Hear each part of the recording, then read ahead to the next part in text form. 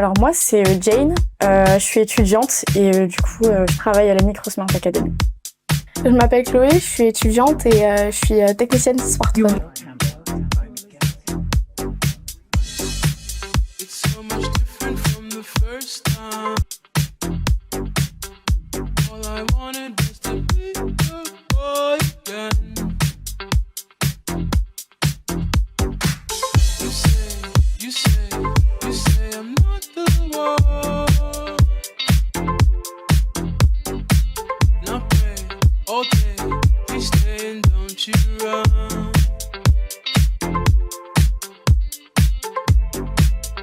Et salut les filles, bonjour. Bonjour. Comment ça va, vous allez bien? Ça va très bien. Bien et vous? Est-ce que vous pouvez me raconter un petit peu votre journée à la Microsmart Academy quand vous commencez la journée de travail? Comment ça se passe? Alors d'abord, en général, pas en général, tout le temps, on commence par ouvrir la boutique. Ensuite, on nettoie tous les plans de travail pour produire un travail clean. Ensuite, on prend le petit déjeuner avec toute l'équipe. Ça peut surprendre. Ouais, oui, toujours. Avec Toujours. Et en plus, ce qui est cool, c'est que c'est offert, on paye rien du tout. Ça, c'est sympa. Donc du coup, ensuite, après, il y a les premiers clients qui arrivent. Donc en général, il y a aussi du travail de la veille qui a finalisé ou a commencé parce que les clients, des fois, ils arrivent un peu trop tard. D'accord. Donc on s'occupe le plus souvent des cas les plus urgents en premier.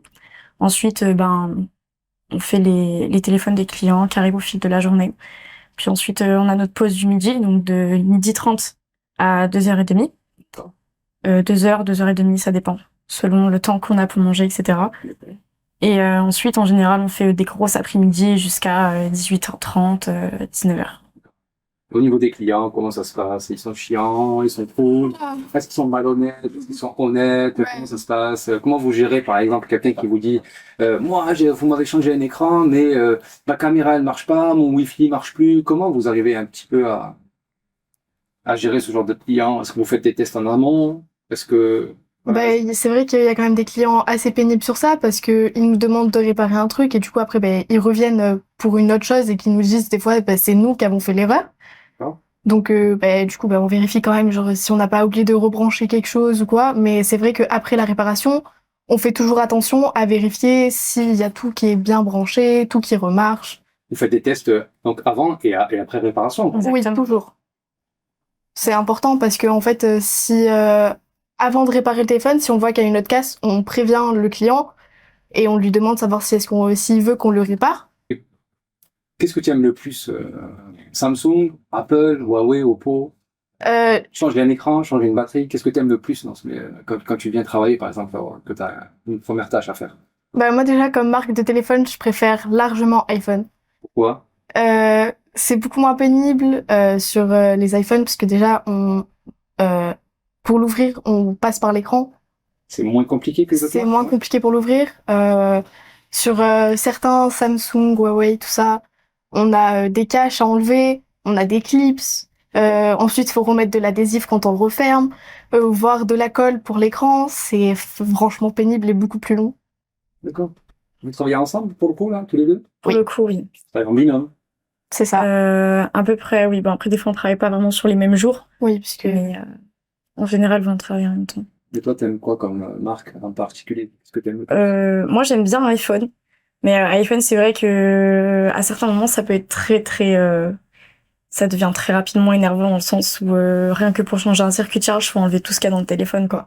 D'accord. Moi, je trouve que quand même Samsung a quand même des facilités. Moi, je trouve que quand même le système de clips, c'est un peu plus simple pour refermer et ouvrir le téléphone. Après, quand même, pour le changement d'écran, c'est beaucoup plus simple iPhone parce qu'il y a 3 nappes à débrancher et à rebrancher. Mais moi, j'ai quand même une bonne préférence pour Samsung, mais je préfère quand même iPhone. Le client chiant. Non, pas vraiment. Ça, c'est pas un client chiant. Ça, c'est un client qui a voulu nous arnaquer. Et ça, c'est Ah non, 2 secondes, je reprends. Ok. Alors, ma question, quel est le plus gros problème que tu as rencontré dans la téléphonie? D'un point de vue technique ou d'un point de vue relationnel avec la clientèle? Alors, moi, de point de vue technique, jamais eu de problème. J'ai jamais cassé de téléphone ou quoi. C'est juste une fois, j'avais eu un tout petit problème. J'avais légèrement cassé une nappe, mais après, c'était pas compliqué à changer. Mais ensuite, avec les clients, des fois, où on a des problèmes, ça peut partir vraiment d'un tout petit truc. Par exemple, une fois, il y avait un client qui était venu pour une vitre, pour un verre trempé. Et en fait, lui, il voulait un verre trempé dur, donc en verre. Et on n'en avait pas, on avait que de l'hydrogel. Et en fait, on lui a fait une pose en hydrogel, on lui avait bien précisé qu'il fallait pas enlever le film protecteur, fallait laisser poser 1 heure et ensuite l'enlever. Il fallait l'arracher, enfin, le décoller très délicatement pour pas enlever l'hydrogel qui va avec, en fait. Et le client, il est arrivé 1 heure après, il avait tout arraché, il avait rien fait correctement, il nous a demandé un remboursement, etc. Alors que nous, on avait très bien fait les choses. On lui avait vraiment donné la solution la plus simple, vu qu'on n'avait pas ce qu'il voulait en stock et que bah, déjà l'hydrogel, c'est une meilleure qualité que les vitres en verre en général. Et vraiment, le client était pas du tout content, quoi. Il nous avait rejeté toute la faute dessus, alors que nous, on lui avait bien expliqué correctement ce qu'il fallait qu'il fasse. Et on s'était littéralement pris un savon, quoi. Il n'y a pas que l'aspect technique, alors, donc il y a l'aspect relationnel. Exactement, aussi, il y a l'aspect relationnel qui joue énormément, en fait. On peut avoir des clients qui sont très agréables, très doux, qui nous laissent un temps indéfini pour réparer leur téléphone. Et puis, des fois, on a des clients qui sont carrés, comme ça, et si c'est pas comme ça, en fait, ils sont pas contents, quoi. Et puis, pour la simple petite erreur qu'il y a, ils peuvent remettre tout notre travail en cause, etc. Et même des fois, il y a des clients qui nous parlent extrêmement mal. Moi, j'ai pas vécu cette expérience pour l'instant, et je veux pas la vivre. Mais c'est vrai que les clients, ils sont des fois très très durs avec nous, alors que on fournit un travail de dingue juste pour eux, en fait. Et c'est un peu décevant, ça, d'ailleurs. Il y a des clients que vous sentez qui sont un peu vraiment plus que voilà, qui sont vraiment attachés au téléphone, quitte même à être un peu dans la dépendance du téléphone. Bah oui, beaucoup Ils vous trop. le font ressentir en tout cas, non? Oui, parce qu'ils nous mettent une pression énorme, ils passent assez souvent, ils appellent assez souvent pour savoir si sur leur téléphone il est réparé. Mais vraiment, le téléphone, à l'heure d'aujourd'hui, devient vraiment une addiction. D'accord. Je le vois me regarder en mode. Tu sors quelque chose d'autre? Ouais, tu sais, je pensais qu'il y avait une virgule. En fait, j'ai pas tout qui sort en tête d'un Non, coup. mais ça va, t'inquiète, ça va. Raconte-moi une histoire, pour le coup, qui t'a choqué, toi, par exemple. Tiens, Jeanne. Moi, ça m'a énormément choqué. En fait, c'était un samedi, donc en général, les samedis sont assez tranquilles. Et en fait, on avait un client qui était venu pour nous vendre un iPhone 14 Pro, dans mes souvenirs, et un MacBook. Donc en fait, on accueille le client, etc. Il nous parle, donc déjà, c'est pas du tout un Français. C'était c'était un homme avec des origines latino, peut-être un Péruvien, un Espagnol, on sait pas vraiment. Et en fait, donc le monsieur est venu pour nous vendre ces 2 articles-là. Donc nous, on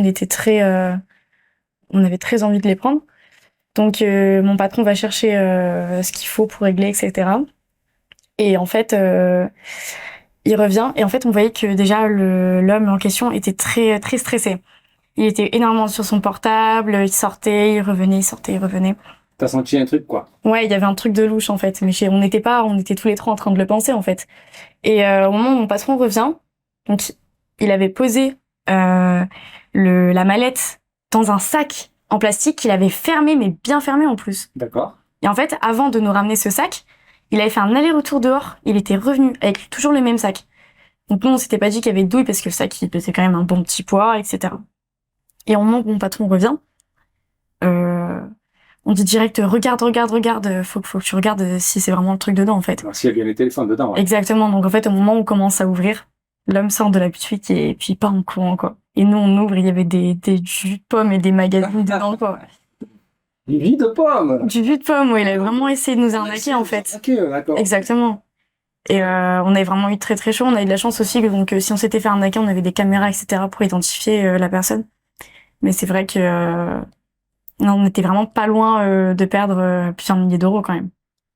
Vous avez aussi la possibilité en tant que technicien, de faire de savoir si c'est une imitation ou pas, si c'est un vrai iPhone 14 ou pas, par exemple. Exactement. Là, vous avez senti qu'il y avait quelque chose, mais en temps normal, vous le voyez ça.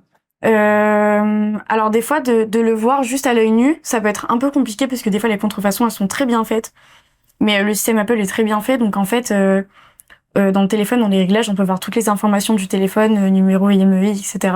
Numéro IMEI souvent utilisé dans les blacklistages. Et en fait, donc on regarde ces chiffres-là et sur des sites d'Apple, parce qu'on y a accès, etc. Et ils nous disent en général si c'est des bons, des vrais téléphones. Mais en général, on le voit très rapidement quand même, parce qu'on travaille là-dedans. Et les contrefaçons, c'est... À force de toucher les vrais, et puis... Exactement. C'est bien que vous travaillez à deux ensemble, que vous travaillez dans un univers... Bah alors, deux ensemble, quand on est ensemble à la boutique, c'est un peu catastrophique. C'est une explosion.